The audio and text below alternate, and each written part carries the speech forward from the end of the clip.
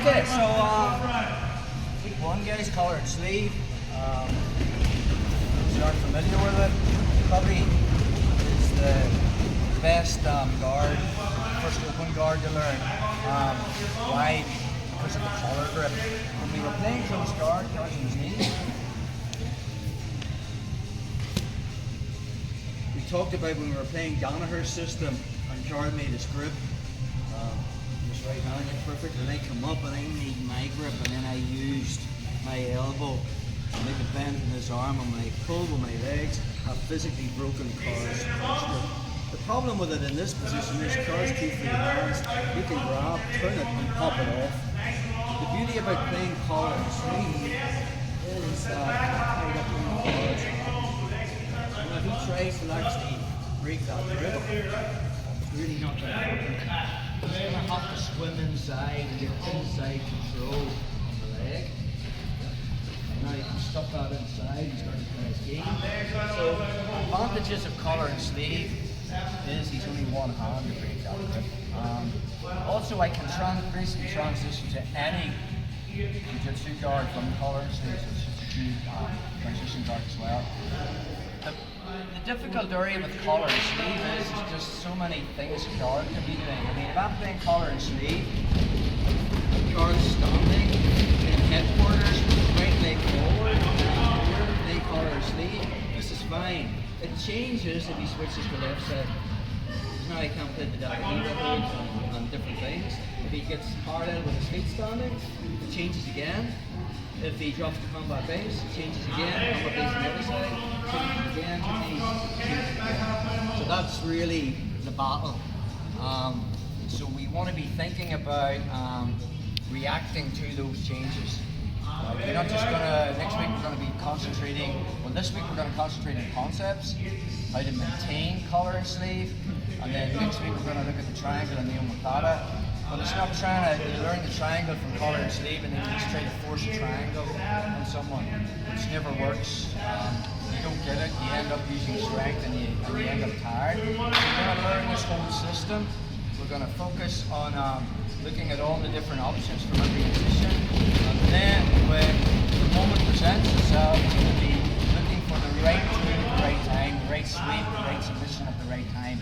But we have to have a starting point. So for tonight's class, for drilling, Carl's going to be standing with his right leg forward, and for positional spar, your partner is going to stand in this position. It just gives you something to play with and something to look for. So the beauty about collar and sleeve, the first grip's very easy to get. Just snagging that hand. I can do it from the seated guard. If I'm in a supine position, Carl makes a grip to pass, I still have it. Now if we think about our grip, normally we would have 4 fingers on the inside. I make the grip and my thumb is on the inside. Notice the way there's a lot of slack in the gi. So if Carl re-grabs his other hand, and then slowly turns towards the middle finger side, and strips that grip, it's going to be a hard grip to keep. So this is John Thomas's system. All we're going to do when we make that initial first grip is my thumb covers it. So it's not quite a pistol grip, which would be that. It is a cuff grip. Then my thumb grabs it. It's not on the inside, it's on the outside. And you can notice what that does. It takes a lot of the slack out of the gi. And when Carl tries to swim, he gets his hand and the other one. And this is a lot easier for me to keep the grip. So in the process of learning this, we want to be focusing on our first initial. So what am I doing with my left leg? Carl's standing. It's either going to be a Dungannon hook here, it's either going to be in his hip here, or it's going to have a shallow lasso here. My right leg, I always want it high, either pushing in the shoulder or up in this position. Anytime it's down here, Carl's stopping it, now stepping around. We always want to be keeping this leg high. This hand, what I do with my right hand depends on what guard I'm playing. For instance, if he tries to stuff this and I make that grip, I'm in the double sleeve, I can start playing spider guard and things like that to make him take a step.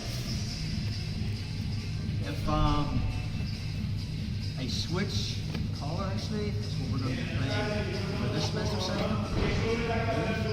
Or from this position, I might find that grip and switch to the heaver. Again, not be playing too much of that position, but again, those double sleeve and De La Hiva guard, I am teaching in privates at the moment, and they're on the channel. So if you get a chance and you want to kind of expand the knowledge of the open guard, it's a good resource. So let's just take it back to their original position. Let's just say Karen goes to make the grip, and I find that good grip. With 4 fingers on the inside, I have my thumb, and now from this position, I'm looking for the collar. But Karen's posture. So the first thing I'm doing with this leg is I'm just throwing in a shallow lasso here. Okay. Now, Karen is never passing my guard if I have this leg high. He will want to get inside knee position, possibly stop that and come around, or push it between his legs and just clamp it. Yeah. Once he's there, he can just spike me with the shoulder.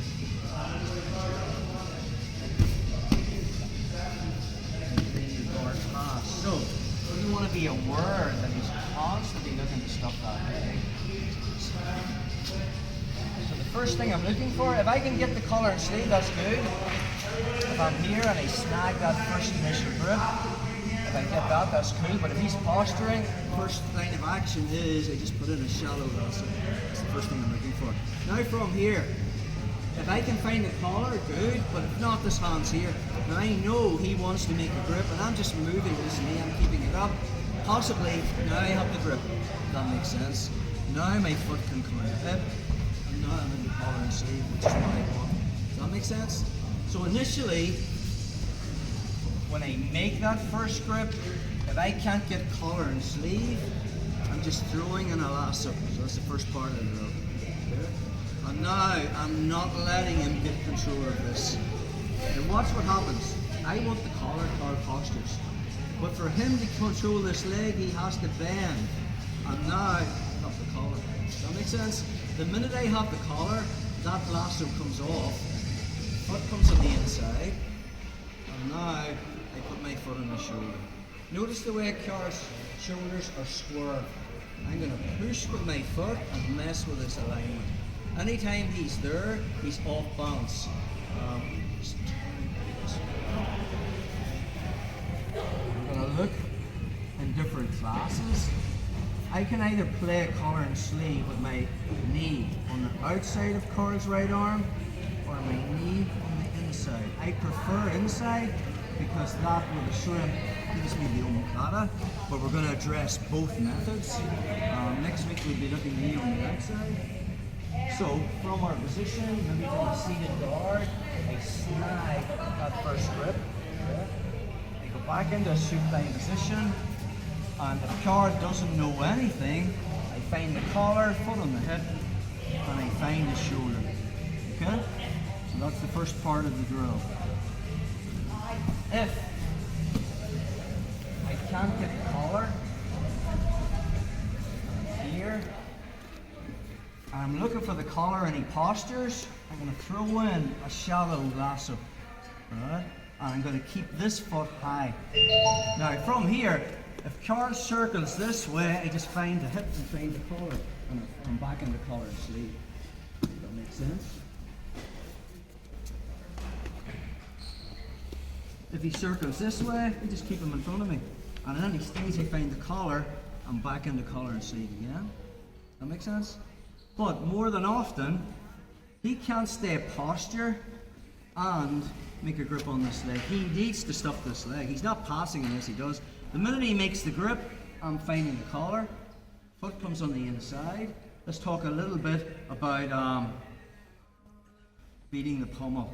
So for Carl to get inside control, he wants to swim. He can come underneath, make the grip, and stuff my leg. Perfect. Anytime I'm here, when he swims inside, I swim inside. So it just becomes a battle. But not only do I swim inside, I push. See the way now Carl's shoulders are not square. Just drop down. Shoulder, that's the shoulder square, like this. Anytime I push, it's harder for him to swim inside. Now he can come under, and then I come under. If he comes over, I just find the bicep. And then as he tries to swim under, I can bring my knee inside. There's no way to learn this, even watching this. You have to drill this and play with this. I am constantly trying to win the inside battle with my right leg. And just, rounds and rounds of drilling this and playing with it. So that's what we're going to concentrate tonight on. This ability to be able to keep inside control from our cross collar guard. So, from the start, there's all to this. I find that first initial grip, fall onto my back. If I can get the collar and sleeve, we're good. If I can't, my left foot is going to throw in a shallow lasso, and now I just keep this foot here. And this hand isn't doing anything. The minute he tries to grip, I'm just waiting. And now I find that. The minute I find the collar, lasso's off, back into the hip, inside control. Does that make sense? Now I push, and if you can either play it with the knee on the inside of the arm or the outside. We'll just use outside because next week we're doing triangles. Now Car's going to swim inside, I swim inside and push. So that's your first drill. If he comes over the top, I just go wide, and then I bring it inside and I push again. And that's just the constant battle. Now sometimes you're going to mess up, okay? And Car gets inside control and stuffs us and steps in. And we're going to address that in the next move. Okay, let's play with that.